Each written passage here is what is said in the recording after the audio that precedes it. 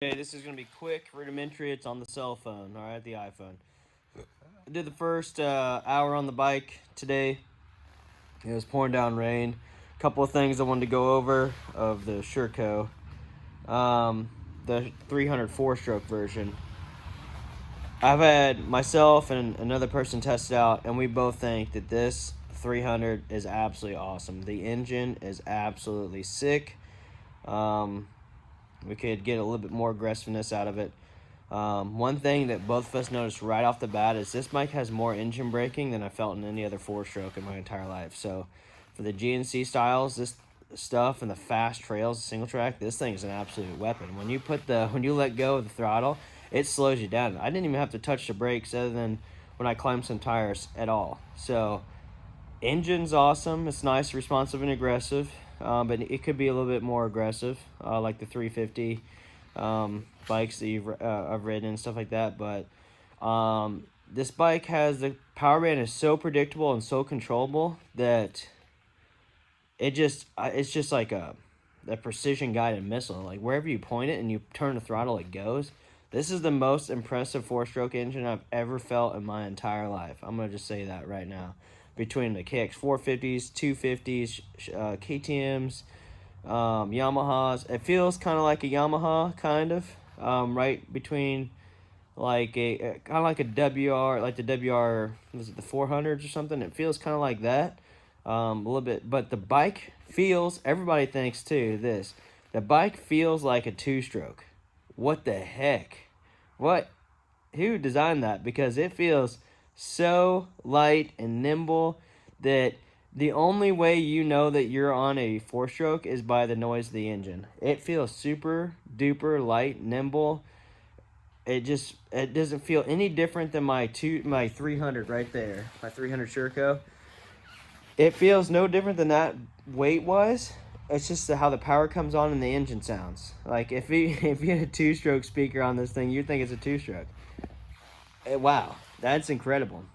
Another thing, obviously, the KYB is the best suspension on the market. You just can't get better suspension out of the box. SHERCO nailed that down. One thing I need to change right now is the levers. I like my levers up high because I have my feet back pretty far, and then I have to come forward a lot to get to the lever. That's easy. That's a free fix right there. I'm gonna go up one more click up there, but I can show you on my bike where I prefer mine. I have it up higher so it doesn't get snagged in the rocks, and then when I'm getting back, I can still get to it without moving too far forward. So I like to be back on the bike. Pegs, again, I'm not really fond of the flat pegs. That's trial style, but on a trials bike, I love the flat pegs. On an enduro bike, I don't like that so much, so I'll probably get some S3 pegs or something for that. The brake is too far down for me too. That's easy to adjust. You just loosen that guy up and it brings the brake up, and then you adjust this for the feel. So not a big deal. Brakes feel just like the normal two-stroke 300. A solid rear disc. It's not gonna lock super hard, but obviously, and then also, but you don't get any mud in it. So I really like the feel of a solid rear disc. After riding a solid rear disc for a while, I mean, that's kind of what I prefer now, is solid rears. Because I haven't had any issues where I lose it because of mud, even though I've been in a lot of mud. But I like this feel of the solid rear because it doesn't lock straight up. I have more brake control with it, so I really like that. I really love the plastics and the design. I love the plastics and the graphics and all stuff. And let me tell you what, without the graphics on these bikes, the blue color, I'm not super fond of. But I do like how they put a little bit of metallic in the graphics. I think the graphics are top notch, 5 out of 5. Got the Hard Enduro Outfitters, and that's a 6 out of 5. You know. Yeah. Comes with an AXP skid plate. As far as ready to race out of the box, honestly, all you have to do to this bike to make it full on ready to race hard enduro is get yourself a linkage guard.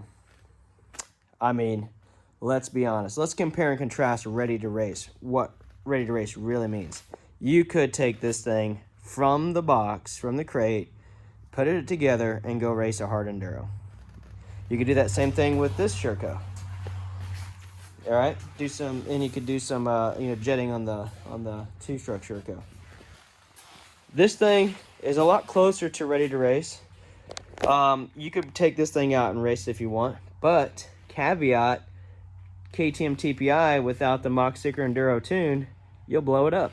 So, and if you don't, you're going to do some damage, and if you don't know anything about bikes, you're not going to pay attention, and you're going to do a bunch of damage and not know about it, and your bike's not going to last very long. So, the people that say that they do, and they're racing on it, whatever, I'm the one that builds the engines, or build engines. I don't build these engines for the company, but I build a lot of these engines. So, anyway, and I tune these bikes up almost every day. So, this one's a lot closer to ready to race, the KTM Erzberg.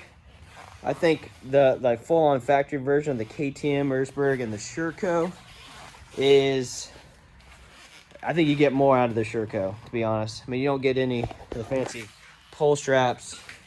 You do get a good seat. This thing's a little tall for me, but I love the stock SHERCO seat. If I was 5'10" to 6 foot, not 5'6" like I am now, because I wouldn't even touch anything on this bike. I love that the grips underneath. You can feel the grips right here. The exhaust has room. I like where the oil spout is. That's easy to get to. It's at an angle. I like the Japanese style airbox on these things, not like the KTM's. When that thing is in there, when that foam filter's in there, it's in there. I mean, you can put as much torque on it, and you can really get her tight, which is good for me because I like to spend a lot of time in the desert. And I have, with the KTM's, you have to oil those things up a lot to make sure you don't suck any dirt into it, because I've sucked dirt into the engine numerous times on those bikes. So, but after I get my tune on it, then they do pretty good. But tires from the factory, really good, great tire system. It comes with the FIM 140/80/18s. These come stock with a phenomenal chain. I have 100 hours on my stock chain. 100 hours. All right. So, and I have another one, but I haven't done anything. Never broke it, nothing. Opposed to my buddy's Raju, he broke his within the first 5 minutes. So, from the factory, SHERCO puts a damn good chain on. All right. What else? I mean, the kickstand. I like the kickstand. I like how it sets up in there. The only caveat to the kickstand is what I do to mine is I bend mine down a little bit because my foot, it rubs on it right here a little bit, but I bend mine in a little bit. The hand guards, the grips this year are nice. They got rid of the blue with the black. I thought those things are so ugly. The white and the black, I like that a lot better. And I'm going to keep these grips on for a while.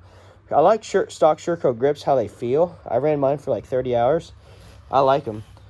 The hand guards this year, way nicer. I like the blue on it instead of the white. But overall, I like these bars too.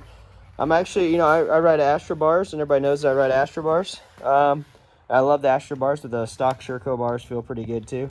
I'm going to keep these on for a little bit, but I'm going to get some, it's Christmas time. Can't order any Astras right now, but I'm going to order some Astra Gemini series because those are my #1 favorite bar. But these things are pretty close. Pretty close. Astra just does it a little bit better. But the stock bars, you can still race them. I don't like the SHERCO bar pad. If you can see mine.